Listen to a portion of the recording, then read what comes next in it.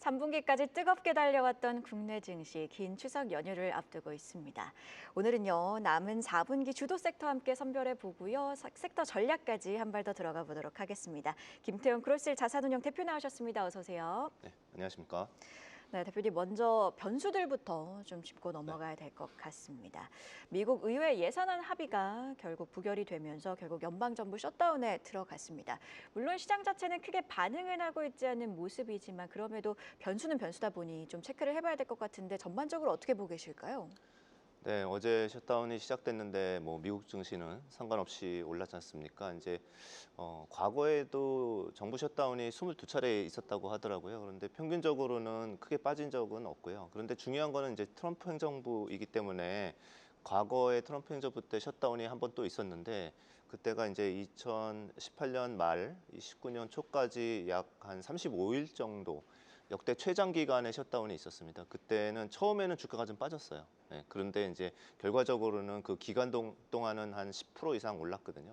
물론 이제 파월이 금리도 내린다는 코멘트도 하고 뭐 이래서 그런 부분도 있지만 어쨌든 전체적으로 셧다운 자체는 좀 중립적으로 봐도 될 것 같다라는 점하고 이번에는 그때처럼 그렇게 기회가 질 것 같지도 않다. 이 정도로 정리해 보겠습니다.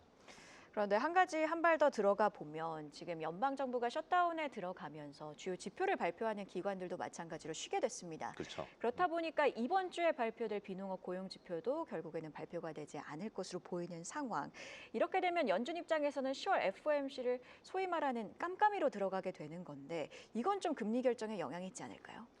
네, 이제 정보가 없으니까 어제 발표된 ADP 민간 고용에 굉장히 주목을 많이 했었는데 사실 예상보다 되게 나쁘게 나왔죠. 마이너스 한 5만 명 정도 감축이 된 거니까 사실상 약간의 쇼크였습니다. 그래서 이 부분이 좀 더 금리 인하를 그대로 유지시켜주는 이러한 모습으로 나타났습니다. 사실 미국의 고용은 계속 둔화가 되고 있었고 이 둔화가 되는 건 사실 좀 약간 자연스러운 현상입니다. 왜냐하면은 그 전까지 바이든 행정부에서는 계속 이민을 확대를 해서 고용과 소비를 늘렸는데 이번에는 이제 이민을 오히려 축출을 해서 가기 때문에 어느 정도 예상은 되고 있는 선상에서 이루어지고 있고요.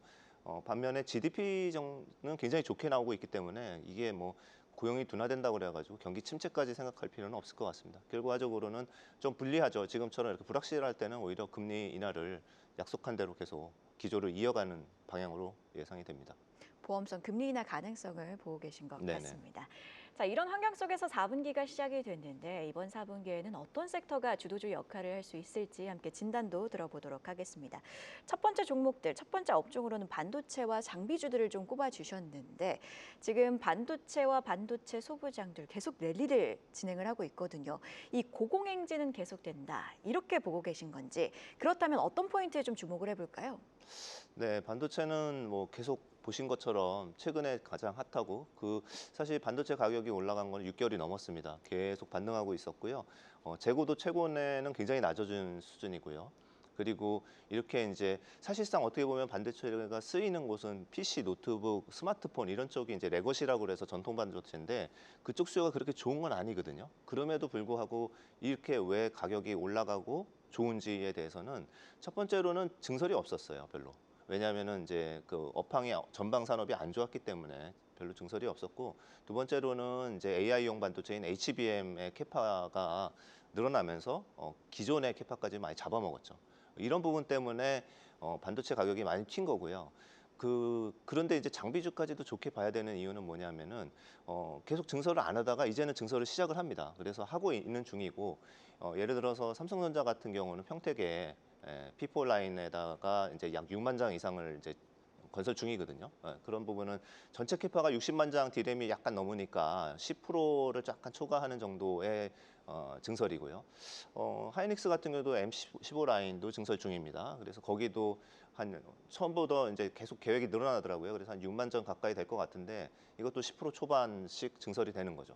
그러니까 없었던 증설들이 계속 가격만 올릴 수는 없고 수요도 좋고 하니까 이제 증설의 사이클에 들어간 겁니다. 그러다 보니까 그동안 많이 쉬었던 반도체 장비주 그리고 소재 이런 것들이 이제 급반등을 시작을 했죠. 그런데 저희는 항상 그 어느 정도 올랐는지 그 기간을 많이 보는데요. 오른 기간이 벌써 한 달밖에 안 됩니다. 그렇기 때문에 이게 뭐 늦었다라 생각하실 필요는 전혀 없을 것 같고요.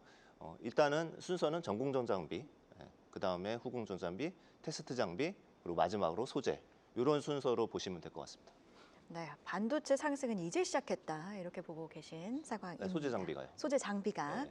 네, 다음으로는 바이오 섹터를 좀 꼽아 주셨는데요. 바이오 섹터 같은 경우에는 대표적인 금리 인하 수혜주입니다. 10월에는 금리 인하 기대감에 더해서 유럽 종양학회도 예정되어 있는 상황인데 주목하신 포인트 궁금해지네요. 예, 바이오도 저희도 주목을 하고 있습니다. 왜냐하면 이제 소외가 됐었기도 하지만은 금리 인하도 있고요. 그 다음에 학회가 말씀해 주신 것처럼 연달아 계속 있어요. 근데 늘 있긴 하지만은 그래도 중요한 학회가 이제 에스모라는 유럽 학회, 방금 말씀하신 거. 그 다음에 이제 다음 달에 비만 학회가 있고요. 그 다음 달에는 알츠하이머 학회가 있는데 그런 것들이 다 요새 관심 포인트고 한국 기업들이 다 연관이 돼 있어요. 그렇기 때문에 이쪽에서는 좀 계속 주목을 할 필요가 있고요. 어느 쪽에 주목을 해야 되냐면은 기술적으로 한국이 완전 신약을 만들어내는 건 할 수가 없습니다. 뭐 확률적으로 1%도 안 되기 때문에 어떻게 이제 다국적 기업들이 하고 있는 것들을 이기고 신약을 만들 수 있다는 것보다는 기존에 있는 플랫폼 기업들을 봐야 됩니다. 그래서 쉽게 보면은 기존에 애로를 했던 기술 수출을 했던 기업들 중에서 추가로 나올 기업들이 또 있거든요. 그런 기업들은 주로 플랫폼을 하는 겁니다. 그래서 예를 들어서 뭐 피하 주사로 바꿔 SC 제형으로 바꿔서 이렇게 플랫폼을 제공한다든지 뭐 BBB 셔틀처럼 이렇게 셔틀을 제공한다든지 이런 기업들이 좋은 기업이라고 생각하고 있습니다. 자, 결국에는 주목해볼 학회 일정과 함께 관련 주들 주목해보자는 의견 들어봤고요. 자, 그리고 4분기에는 조방원에 다시 좀 주목을 하고 계신다 이렇게 들었는데 먼저 조선주부터 이야기를 해보도록 하겠습니다. 자, 조선주 같은 경우에는 상반기에는 굉장히 긍정적인 흐름을 보이다가 3분기에는 다시 조금 주춤하는 그러니까 쉬어가는 모멘텀을 보였는데 4분기에 다시 좀 반등할 수 있을 거라고 보고 계신 이유는 어디에 있을까요? 또 이제 실적 시즌이 곧 도래하는데요. 조선업종이 사실 1분기, 2분기 다 실적이 괜찮았습니다. 좀 서프라이즈가 났었죠. 그리고 이제 3분기까지도 뭐 계속 그 추세가 유지가 될 것 같은 게 어떻게 보면은 이제 저가 선종들이 들어갔던 것들이 빠져나가고 고가 선종들이 점점점 채워지면서 믹스가 좀 좋아지는 부분이 있습니다. 그래서 그게 계속 유효할 것 같고요. 두 번째로는 지금 이제 LNG 가스 수출 이런 부분들도 미국에 화두지 않습니까? 저희가 수입을 많이 해야 되고 일본도 마찬가지로 LNG 선이 필요합니다. 그래서 LNG 선이 약 한 80척 정도는 더 나올 수 있다라고 보고 있고 그러다 보면은 한국이 이제 중국이 LNG 선은 약하거든요. 컨테이너는 강하지만 그런데 한국은 이제 LNG 선까지 강하기 때문에 이쪽에 이제 섹터별 수주가 있을 수 있고 그리고 마지막으로 뭐 마스가는 다 아시기 때문에 뭐 군함을 20척을 이제 향후 5년간 그 미국에서 만들어야 된다는데 미국 도크에서는 한 2척, 연간 2척밖에 못 만든다고 하더라고요. 결과적으로는 그거를 이제 뭐 중국에 줄 수도 없는 노릇이고 한국의 미포에 현대 미포가 이제 현대중공업이랑 합병을 하잖아요. 이런 부분들이 비어 있는 캐파를 활용해서 미국 군함 수주를 하기 위해서 사전 정지 작업을 하고 있는 걸로 알고 있습니다. 그렇기 때문에 그런 군함 수요까지 포함하면은 제가 최근에 본 리포트를 보니까 한 매출이 한 10조 원 정도는 찍힐 수 있다라고 이제 한 건데 전체 나올 수 있는 물량의 한 40% 정도 가정해서 쓴 리포트더라고요. 그래서 뭐 충분히 가능하다 이렇게 보고 있기 때문에 조선업종도 괜찮다고 보고 있습니다. 조선업종 긍정적으로 보고 계신데 그렇다면 조선 대형주의 상승 탄력도가 조금 더 있을까요? 아니면 기자재주를 봐야 될까요? 이제 좋은 포인트신데 이제 대형주 위주로 먼저 보고요. 그 다음에 기자재 중에서도 이제 특화돼 있고 그 다음에 많은 기업들이 공급하지 않는 이러한 특화된 쪽은 좀 볼 필요가 있는 것 같습니다. 그래서 뭐 데크도 보시고 뭐 조명도 보고 뭐 이럴 필요까지 있을까 싶은데 저희도 그런 걸 이제 최근에 찾기 시작했습니다. 그래서 그런 거 보면은 나쁘지 않다라고 생각합니다. 네. 방산주도 체크를 해보도록 하겠습니다. 지정학적 긴장감이 끝날 듯 끝나지 않는 상황. 그렇다 보니까 방산주들도 최근에는 좀 다시 들썩이고 있는 모습인데요. 투자 포인트 짚어주시죠. 네, 그 사실 뭐 조방원이란 유행어가 나올 정도로 조선 방산 뭐 원전은 좀 뻔한 산업입니다. 그 정도로 다 이제 이미 많이 알고 계셔서 제가 또 말씀드려봐야 또 재탕인 것 같긴 한데 그래도 사이클을 보셔야 돼요. 이게 사이클이 길게 해서 좋게 들어간 사이클이 언제 끝나냐를 봐야 되는데 쉽게 끝날 것 같지가 않습니다. 그 포인트가 중요한 거지 뭐 했던 얘기 또 하냐 이게 중요한 게 아닙니다. 그래서 방산 같은 경우는 뭐 무기 체계 자체에 대한 수요가 굉장히 큰 거는 당연히 이제 나토에서 이제 예산을 짜는데 GDP의 한 1.5%밖에 안 썼어요. 그래서 1.7조 달러를 쓰고 있는데 그 미국이 70%를 차지했고 나머지 국가들이 30%를 했단 말입니다. 그러니까 GDP의 1.5가 뭐냐, 5%까지 늘려라라고 얘기를 했는데 트럼프가 얘기했다고 해서 하는 것도 아니고 실제 지정학적인 불안이 굉장히 커지고 있고 전쟁이 국지전이 발발을 하고 있잖아요. 그리고 우크라이나 전쟁이나 이런 것 통해서 미사일을 많이 소진했어요. 재고 확충해야 됩니다. 그런 부분도 있고 그다음에 폴란드 K2 전차 많이 사고 있잖아요. 그게 이제 다른 국가들로 확대되고 있고요. 중동 국가들도 그쪽에 합류를 했습니다. 그래서 앞으로는 K2 전차, K9 자주포, 그다음에 넥스원의 그런 미사일 방어 체계, 지대공 미사일 이런 쪽들은 계속 수주가 더 나올 거예요. 네. 결국 수주 사이클은 좀 끝나지 않았다 이런 맥락이신 네네. 것 같습니다. 자, 조방원의 마지막 원전주는 어떤 모멘텀이 있는지 사실 이것도 거의 시장에서는 알고 있는 내용인 것 같아요. AI 모멘텀이죠.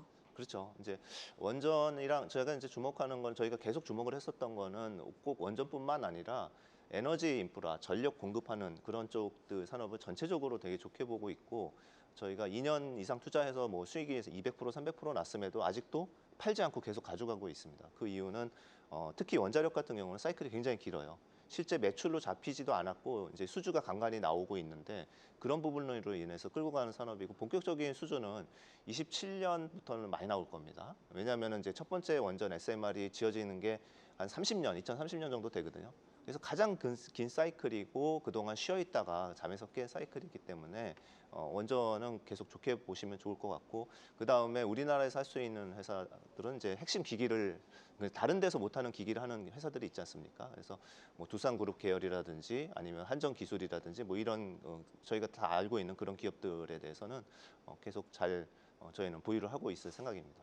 원전주는 중장기 관점에서도 긍정적이다 이렇게 네. 정리를 해주셨습니다. 마지막으로 4분기 투자 전략을 좀 여쭤보도록 하겠습니다. 보통 4분기 같은 경우에는 한국 시장이 계절적으로 강세를 보이는 시기인데 다만 올해 같은 경우에는 이미 상반기부터 3분기까지 굉장한 강세를 보였습니다. 그렇게 4분기에도 마찬가지로 계속해서 이 모멘텀을 이끌고 가실 수 있을지가 좀 궁금한데 어떻게 보고 계실까요? 예, 저는 이제 고용 둔화가 됨에도 불구하고 올해는 유동성 장세이기 때문에 계속 좋다라고 그 전에 이 방송에 나왔을 때도 계속 일관적으로 말씀드렸었습니다. 그래서 그 기조는 전혀 변함이 없고요. 언제든지 한 달간의 조정은 있을 수 있습니다. 그렇지만은 그 부분은 대부분 단기 조정일 가능성이 높습니다. 왜냐하면은 지금 이제 대기 자금이 굉장히 많고요. 두 번째로는 미국에서 넘어오는 자금들이 외국인 자금이 굉장히 많습니다. 그 이유는 이제 금리 인하를 다시 시작을 했고 사이클이 시작이 됐고 두 번째로는 미국에서 은행들의 규제를 완화해주면서 은행이 대출 및 국채를 살 수 있는 한도를 대폭 늘려줬어요. 그게 한 5조 달러 이상이 됩니다. 그리고 이제 마지막으로 3분기에 미국이 그 국채를 발행을 다시 시작하면서 완전히 재정을 꽉 재충전을 시작했습니다. 거의 1조 달러 정도를 발행을 해서 이제 모아놓은 상태입니다. 그렇기 때문에 셧다운은 뭐 별로 문제 없다고 생각하는 것 같고요. 결과적으로는 이런 여러 가지 유동성 장세 거기에 비해서 고용은 서서히 둔화되는 이러한 골디락스의 형태의 모습이 나올 거기 때문에 연말에는 지금 보는 것보다는 조금 더 높은 지수대를 볼 수 있을 거라고 저희는 생각하고 있습니다. 네, 결국에는 연말까지도 강세는 이어질 것이다 이렇게 정리를 해주셨습니다. 4분기 전략과 함께 섹터별 투자 포인트 함께 짚어봤는데요. 오늘은요 그로스 리서치 김태용 대표와 함께했습니다. 고맙습니다. 감사합니다. 계속해서 다양한 경제 이슈를 알고 싶다면 구독과 좋아요, 알림 설정 부탁드립니다. AI 캐스터 권미정이었습니다.